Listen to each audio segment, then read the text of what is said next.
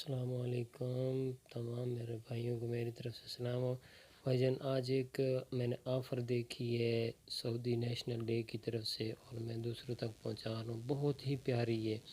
अगर आप कहीं घूमने फिरने जा रहे हैं नेशनल डे के ऊपर तो आपको क्या मिलेगा, ब्रेकफास्ट में बहुत डिस्काउंट मिलेगा और सस्ता मिलेगा। 130 वाली चीज़ 88 रियाल में आपको मिलेगी, 175 वाली 109 में मिलेगी। बहुत ज़्यादा ऑफ़र आई हुई है, सस्ती ऑफ़र आई हुई है।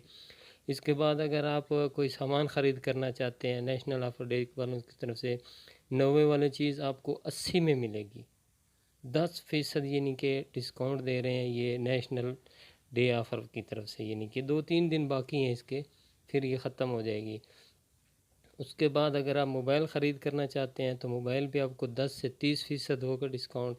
घड़ियाँ वॉच वगैरह ख़रीदना चाहते हैं तो उससे 20 से 70% है। और LCD जो है उस पर मज़े की ऑफ़र है, 10 से 35% डिस्काउंट ऑफ़र है। तो इससे आप फ़ायदा उठाएँ, बहुत अच्छी ऑफ़र है ये।